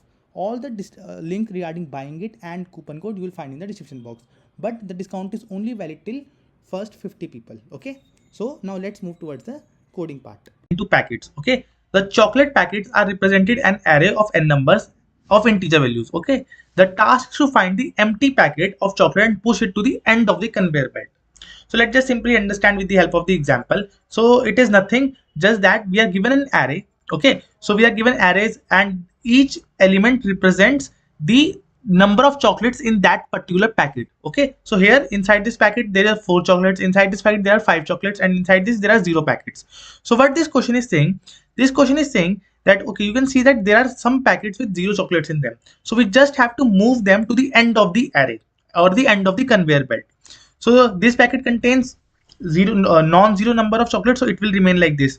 This packet contains non-zero chocolate, so it will remain like this. This packet contains 0 chocolate, so it will be moved at the last of the array. So this is the input that is given to us, and this is the output that is expected. That is, all the zeros have been moved towards the end of the array. And if you will look closely, you will see that the relative order of all the packets are same. That is 4, 5, 1, 9, 5. So here also 4, 5, 1, 9, 5. So relative order will remain same of the packets which are containing chocolates, and all the packets with 0 number of chocolates will be moved towards the end of the array. So this is the question that we need to do. Okay, so let's just see with the help of next example also. So here there are 2 packets initially which are having 0 chocolates. Okay, and then there are 4 packets which are having non-zero chocolates, that is 1, 2, 4, 5. So in this, what will happen? So all these packets with no chocolates will come in front. Okay, will come in front with the relative order same, and those packets which are having chocolates at 0 will be moved towards the last of the array, and this is how our output will look like. But 2 things to notice, just that all the zeros should be moved towards the end of the array, and the relative positions of all the non-zero elements should be same. That is, in input 1, 2, 4, 5 are coming in the same sequence, in the output also 1, 2, 4, 5 should come. Similarly, here in the input sequence there is 4, 5, 1, 9, 5, and in the output also there is 4, 5, 1, 9, 5. So relative order should be kept same for the packets. Okay, and all the zeros should be moved towards the end of the array. So now let's just discuss the approach of this particular question. Okay, so guys, the approach is very simple. So the approach is very simple. What we'll do, we'll be using the 2-pointer approach. So here is our input array, that is 0, 0, 1, 2, 4, 5, and we know the output is all the zeros should move towards the end of the array, and relative order of all non-zero elements should remain same. So output will be 1, 2, 4, 5, and then 2 zeros. Okay, so what we'll do, we will take 2 pointers, I and j. I will be for iterating the array, and j for marking 0 positions. Okay, so here we have taken 2 pointers. Initially they will be pointing to the first element. Okay, first element of the array only. Why I is used? I is used to iterate the array. Okay, I is used to iterate the array, and j is used to mark the position of 0, because we need to swap the element, because 0 needs to move towards the end. So we need to know that at which position 0 is there, and at which position non-zero elements are there. So I will be for iterating the array, and j will be for marking the 0 positions. Okay, now if the error of I, that is the I was for the iteration of the array. So if the current element is 0, then we will do nothing, simply move I to the next position. Okay. If the current element is not equivalent to 0, then swap error of I with error of j. Why we are swapping? Because at error of j, we will have the position of 0, we will have the position of the 0 element. Okay. So we will swap error of I with error of j and move both the I and j to the next position. So I know by reading this approach, you will not be understanding anything. Let's just like dry run this particular code. So currently what we are at where we are. So we are at 0 position. So I was used to iterate the array. So if error of I is 0, then do nothing. So currently error of I is equal to 0. So we'll do nothing. We will simply move I to the next position. Okay. Now again, we will check. Now we are at next position. So next iteration is there. So again, we are error of I is again 0. So we'll do nothing. We will move to I will move I to the next position. Okay. So I will go here. Now again we will check. So again we find this now that error of I is not equivalent to 0. So this condition is fulfilled. Fourth one. Then what we'll do? We will swap error of I with error of j and move both I and j to the next position. So what we'll do? We will be swapping error of I with error of j. So now this will become 1 and this will become, but this will become 0. And after this what we'll do? We will move j to the next position and I to the next position. Okay. Now again we will check error of I not equivalent to 0. Okay, error of I is not equivalent to 0. So again we will swap error of I with error of j and we will move j and I both to the next position. So again here we will swap. So 2 and then here also it will be 0.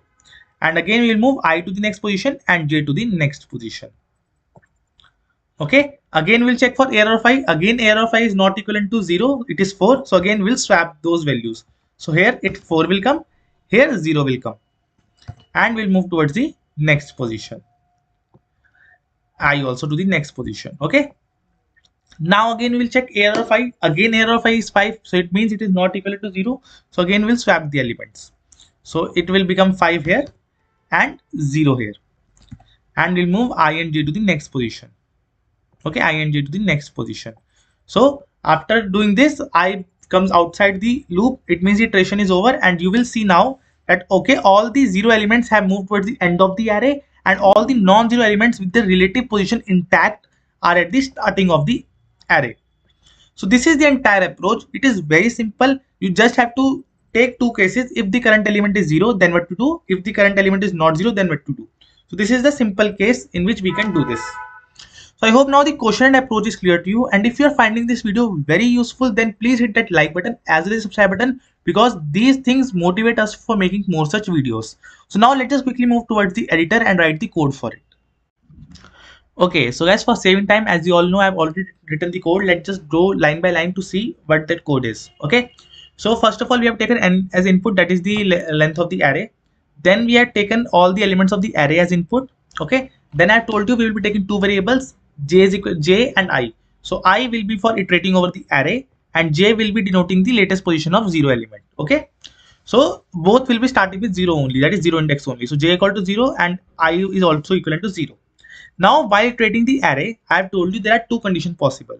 That is, if the current element is 0, then what to do? If the current element is not equivalent to 0, then what to do? So it was simple that if the current element is 0, then we had to do nothing. Okay, we just have to do I plus plus that this loop is doing automatically. So that condition is handled automatically. Now the condition was if the current element is not equivalent to 0. So if the current element is not equivalent to 0, what I told you to swap the values of error of I and error of j. I have told you by dry running it what will happen, and then what we'll do, we will do both I plus plus and j plus plus. So j plus plus we will have to do manually, but I plus plus again it will be handled by this loop only. For next iteration it will automatically go to the next I position. Okay, so this was the case. If the current element was 0, no need to do anything. If the current element is not equivalent to 0, then swap the values of error of I and error of j and do j plus plus. Okay, and now see one more thing. We are using this library, that is hash include bit/stdc++ .h. It contains all the inbuilt functions and all the like stack queues as well as the swap method. So this is an inbuilt method. You don't need to go and write the swap function for it. So this is the inbuilt method. Okay, so for using this inbuilt method, you just have to include this particular library. Okay, and you will be able to use it. So once this loop is over, we know that all the zeros have been moved towards the end of the array and all the non-zero elements with their relative positions are in the front of the array. So using this for loop, we are simply printing the array, printing the required array once all the swapping has happened. So let's just quickly run this code and let's just see if it is working fine or not. So we have taken our example here. So 8 elements are there, 450, 19050. So it should give us that all the non-zero elements with their relative position are in the front. So all the non-zero elements with their relative position are in front and all the zeros are at end. Let's just take one more example here. So let's just give it 6 and let's just give it, okay, 0 0 1 2 3 4. So 1 2 3 4 should come at front and 0 0 should go at the last. So let's just see if it gives the correct answer or not. So yes, the answer is correct. So this particular code will pass all the test cases that will be given to you. Please hit the like button if you like this solution and I like the approach of this particular question. This was it for this video. Thank you for watching this video. Okay, so guys, on our top mid page of Code Bashers, we have TCS NQT preparation material for 2025 batch students. Okay, so in this particular product, you will find total 4 PDFs: verbal ability 200 plus questions, numerical and advanced quantitative 250 plus questions, reasoning and advanced reasoning 150 plus questions, advanced coding questions 50 plus questions. Okay, so all these are previously asked questions in TCS, and you will find this particular material on the top mid page of Code Bashers. Okay, if I will show you a sample of TCS verbal, let's say, so you can see here we have a question, we have proper options, and we have the correct option. Okay, correct answer also we have, and similarly everything is well structured and according to the pattern of TCS only, and all these questions are previously asked in TCS. So this is just at a very nominal price of rupees 99, but you can get a coupon code. First 50 students will get a coupon code of TCS 2025, which will give you 20% off. All the link regarding buying it and coupon code you will find in the description box, but the discount is only valid till first 50 people. Okay, so now let's move towards the coding part. Okay, so guys, the question here is, given an array of n integers, your task is to replace elements with its rank in the array. So you will be given an array of n integers and each integer in that array should be replaced by its rank. Now you will say, what is the rank? For that, let's just understand the question first with the help of examples. Okay, so this is an input given, that is 20, 15, 26, 2, 98, 6. So these are the integers in the array. Now you have to replace each of these elements with their rank in the array. So how rank is decided? So one rank will be given to the smallest element in the array. Second rank will be given to the second smallest element in the array. So on, last rank will be given to the highest element in the array. So if you will see the array carefully, so you will see that this 2 has been given rank 1 and this 2 is the smallest element in the array. Okay, and the highest element, that is 98, it is given rank 6 in the array because it is the highest element. So this is how in increasing order ranks will be decided based on the element, based on the sorted positions of the element. So smallest being the smallest rank 1 and highest being the highest rank 6, and in between smallest to highest, each element with respective to their position in the sorted array, the ranks will be distributed. Okay, so this is how first example looks like. Okay, now let's just see the second example. So here also the concept is same. The first rank will be given to the element that is smallest in the array, in this case 1. Highest element is 15, so the highest rank will be 5. Okay, but you will say that total elements in the array are 6, so highest rank should be 6 obviously, but no, see here two elements are getting repeated, 8 and 8. So only one rank can be given to a particular element. So in this sorted order, first 8 will come on the third rank. So therefore second 8 will also be given the third rank only, and then the number greater than 8 will be given the fourth rank, not the fifth one. So therefore the rank here is 5, but the elements in the array are 6. So this is how it is going. If the elements are same, then only one rank will be given to both of those elements. Okay, so I hope now the question is clear to you. Now let's just quickly go towards the approach of this question. Okay, so guys, we will be using the hash map based approach. How will you doing it? So see what we'll do. We will first sort the array because I have told you the rank will be given basis on the basis of the sorting. Okay, so smallest element will be given the smallest rank starting from 1 and highest will be the highest rank. So first we will sort the input array. Okay, I don't know what is this happening. Just a second. Okay, yeah, now it is fine. Yeah. So first sort the array, iterate over the sorted array. Key will be in the hash map. Key will be the value. Key will be the value of the array, and value will be the rank starting from 1. So let me explain this point. So this is our input array. Okay, this is our input array. 1, 5, 8, 15, 8, 25, 9. So this is our input array. What we'll do, we'll first sort the array. Okay, sort the array in the ascending order. So what is how will the array look like? So array will look like 1, 5, 8, 8, 9, 15, 25. Now what we'll do, we will iterate over this sorted array. We will iterate over this sorted array, and at every position there will be a variable called rank. Okay, so rank will be starting from 1. This is a variable.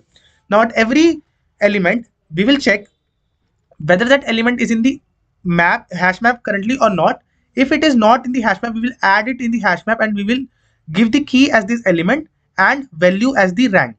So let's just start it by iterating the array. So first we are on this first element, that is 1. So is 1 present in the hash map? So answer is no. So 1 is not present in the hash map. So what we'll do, we will add this 1 in the hash map, and what will be the value? As I told you, value will be the rank. So rank will be initialized with 1. So smallest element will have rank 1. So here rank will be 1. Now once we have added this element, the processing of this element is done. What we'll do, we will update the rank to 2. So we will update the rank to 2 because rank plus plus, because next element will get rank 2. Now we will come into 5. We will check whether this 5 is in the array or not. Oh, is in the hash map or not? So no, it is not in the hash map. We will add this key value, 5 as key, and value will be the rank. So rank currently is 2. Now after this rank will update it to 3. Okay, rank will be updated to 3. So 8 we will be coming. So 8 is not in the array. Oh, hash map, we will add 8, rank 3. Now we will update the rank to, we will update the rank to 4. Now we will again coming to 8, this 8, and this 8 we will check whether it is present in the hash map or not. So answer is no, it is not present in the hash map. So we will, oh sorry, the answer is yes, it is present in the hash map. So we'll leave this element as it is. We will move towards the next element, that is 9. We'll check whether 9 is in the hash map or not. So we have added this in the hash map, and value will be the rank. Again rank will be updated by 1, that is 5. Okay, so that is 5. Next is 15. 15 is also not in the hash map. So 15 rank with 5. Okay, this element is done. Rank is updated to 6. Okay, now next is 25. So 25 is also not in the hash map. So 25 we will add, and the value will be 6. That is rank variable. So this is how all the variables will now be present in the hash map with key as their original value, and the value in the hash map as their rank. Now what we'll do, once our hash map is filled, now what we'll do, what we will do after this iteration is over of after this, iterate over the original array and print rank of the current element from the hash map. Now what we have to do, we have sorted the array, but now once the hash map is filled, we will have to iterate the original array, so that for every element we can print the actual rank. Okay, not the sorted ranks but the actual rank. Okay, so once we are coming to 1, so we will check from the hash map that what is the value, because value will represent the rank of that element. So it will be 1, so we will print 1. Then is 5, we will coming to 5, rank will be 2, so we will print 2 here. Then we are coming to 8, rank is 3, we will print 3 here. Then we are coming to 15, 15 value is 5, rank is 5. So then again we are coming to 8, 8 value is 3 only. Then we are coming to 25, what is the rank of 25? It was 6. Then we are coming to 9, what was the rank of 9? It was 4. So this is our actual output, that is 1 2 3 5 3 6 4. So 1 2 3 5 3 6 4. So this is our actual element. Once the hash map is filled, we will have to iterate over the original array. Now how we will, like once you have sorted the array, how we will know that what is the original array? For that, let's just move towards the code. And if you are finding this video useful till now and you have understood the question, please hit the like and subscribe button, because more such videos will be posted in future. And if you have not watched previous videos, the link you can find in the description box for this entire playlist. So now to understand how we can keep the original array after sorting as well, let's just move towards the editor. Okay, so guys, I have already written the code. Okay, so first of all, what we'll do, we will take n as input, that is how many elements will be there in the array. Then we will be declaring an array of size n. Then we are declaring the second array also of size n. Why this is second array is required? For keeping the original array's value. We will look line by line. Okay, then we are declaring our map, hash map, unordered map. Okay, and again, to use this particular library, it is inbuilt. You will have to use this particular library in the top, that is hash include bit slash stdc plus plus dot h. So you will just simply, you can simply use this unordered map. Okay, then we are declaring a rank variable int rank equivalent to 1. Now we are taking the input of the original array. So for we are iterating over from 0 to n, and we are taking the input for the original array c in arr of I. Okay, next thing is, in the next loop what we are doing, it is important. Now what we are doing, this is our arr of I. Arr is our original array. We are maintaining a copy of the original array, that is our brr. Okay, so brr is the copy of the original array, because this arr, that is our original array, will be sorted after it. So we have to keep the original values also. So therefore we have made a second array, that is brr, and it is a copy of the original array. So after this loop is over, what we are doing the sorting of the original array, as I have told you already. Why we are doing sorting? Because to uh, find the rank of each of the elements. Next, what we are doing, now we have to fill the hash map. For filling the hash map, I have told you we will again be iterating over the sorted array, that is our original array now, because it is sorted. First, we will check whether the current element is present in the hash map or not. If the current element is not present in the hash map, by this condition we will be checking. If the element is not present in the hash map, what we'll do, we will simply add that element as a key in the hash map, and value will be the rank. Okay, we will, again I'm telling you, we will add that element as the key in the hash map, and value will be rank. And after the processing of that element is over, we will do rank plus plus. Okay, rank plus 1. This was the case when the array element was not present in the hash map. But if that array element is present in the hash map, then in that case what we will do nothing, we will simply move towards the next element. Okay, now after this loop is over, our hash map is also filled, and it contains the rank of each and every element. Next what we are doing, now we will be iterating over the original array, that is originally array, that is the brr, because it was the copy of it, it kept the positions of original array. We know that now the original array is brr. Now we are iterating over the brr. Okay, and we are simply printing out the rank of that current element. So if on the first position, let's suppose 1 was there, so mp of 1 it will print. Okay, then mp of 2 it will print, then mp of 15 it will print. Similarly, because this is the original array and we are just printing the rank in the original positions from the hash map. So this was all this particular question. Okay, this was the all the code. Let's just quickly run this code in the editor. So our original array was 7 1 5 8 15 8 25 and 9. Let's just run it and we will see the output. According to me, it should give the correct output. So you can see 1 2 3 5 3 6 4. It was our expected output. Let's just try on the another input also. Okay, this input. So 2015 control C. Let's just try on this input as well. Just a second. Yeah, let's just try on this input as well. Okay, how many elements are there? There are 6 elements, space separated by single spaces. Just a second. Okay, yeah, let's just run it. Let's just, then we will compare the output of with our expected output. So it is 435162. 435162. It is 435162. So our expected output is equivalent to the current output. So this particular code will pass all the test cases that will be given to you. So this was the entire code. If you want it, you can always take the screenshot for it line by line. I have tried to make you understand. Okay. So if you still have any doubts regarding any of the videos or any of the coding questions that are discussed in past, you can always write in the comment section. I will be happy to help. And if you have not hit that like button and subscribe button for this channel till now, please do that, because it will give us motivation, and more videos till 15th we will be posting on this channel. You will get the update of all the videos as soon as possible. So do hit that subscribe button and share this video among your friends. Thank you for watching this video.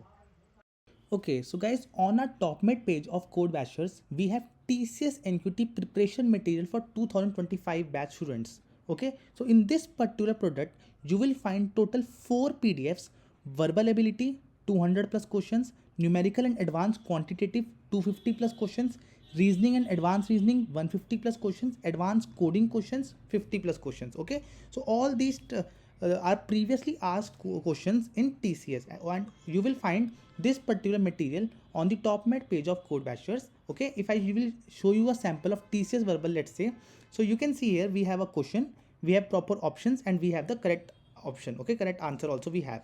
And similarly, everything is well structured and according to the pattern of TCS only, and all these questions are previously asked in TCS.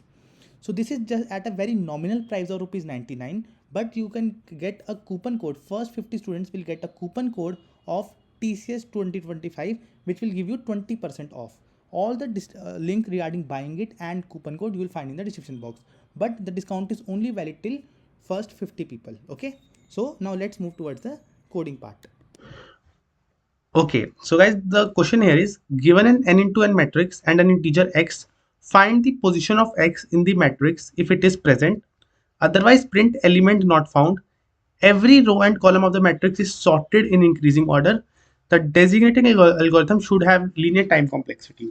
So what we are given an n into n matrix, okay, n into n square matrix, and in the square matrix, how it is designed, if you will notice that the row is also in the sorted order, as well as the different columns are also in the sorted order. So if you will take this example, so 10, 20, 30, 40, this row is also in increasing order. And if you look at different columns, so let's just look at first column, 10, 15, 27, 32. So this is also in increasing order. So what you have to do, you simply have to find a particular element inside this matrix. Let's just understand with a basic example.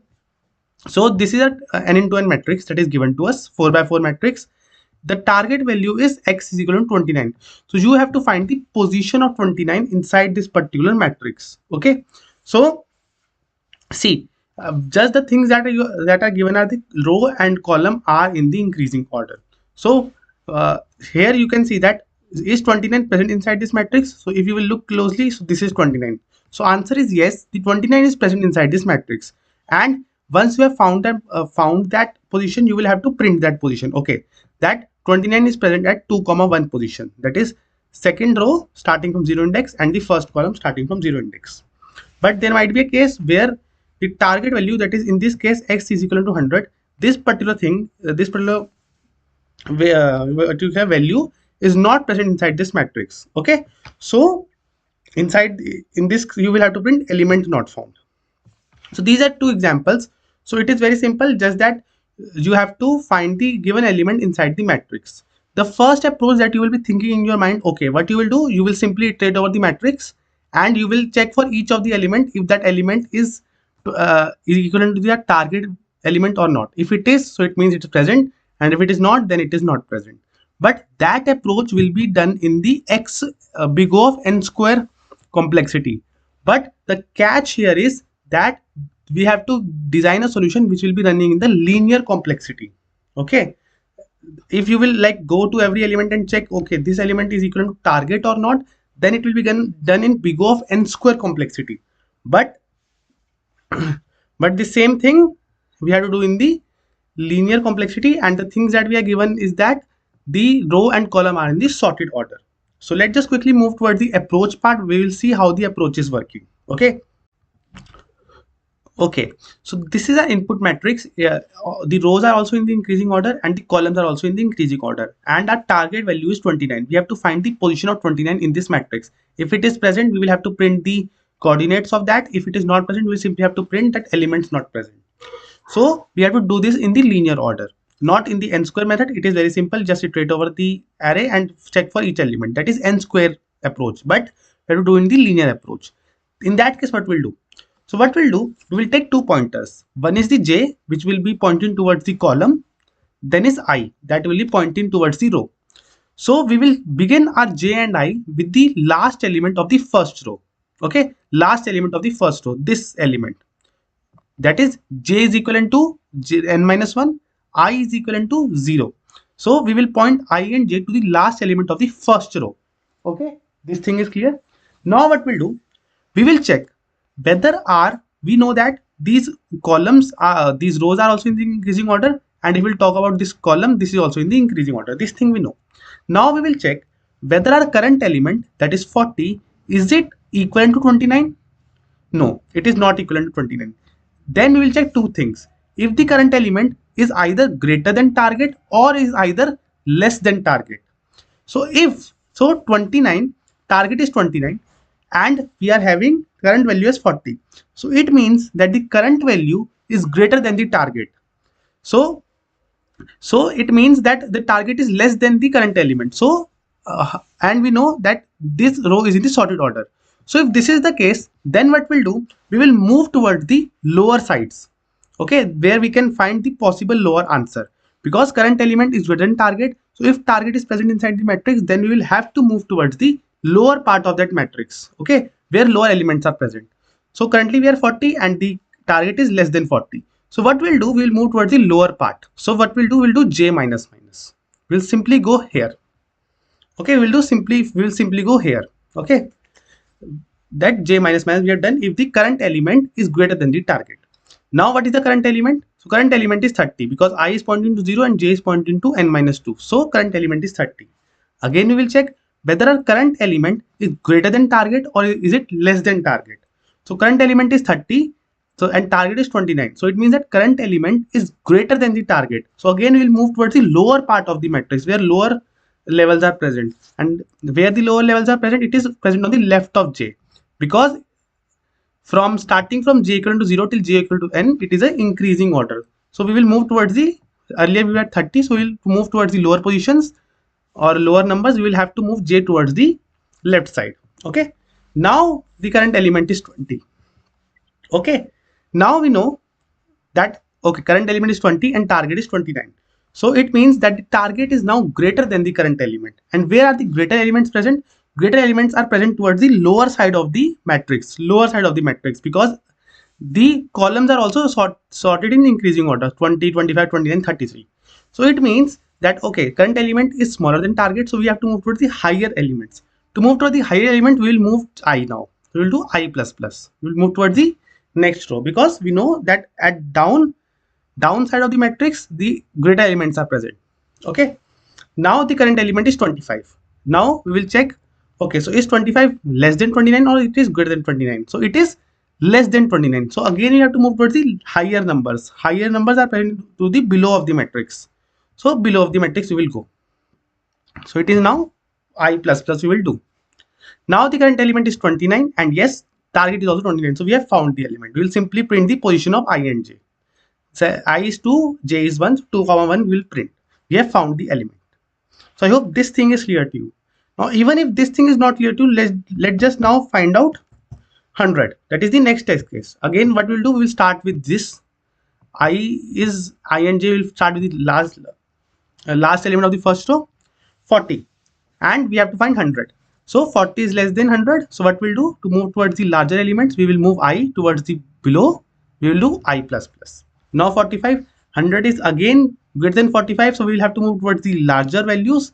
Larger values, for moving towards the larger value, we move I. We will do I plus plus. So we will do I plus plus. Again 48 current element. So 48 is again less than 100. So again we have to move towards the large element. We will move I plus plus. Okay, then again 50 is also what you will say, it is less than 100. So again we will move towards the higher numbers and we will do I plus plus. So once we have done I plus plus, our matrix is over. So till even, so I has become equivalent to n now.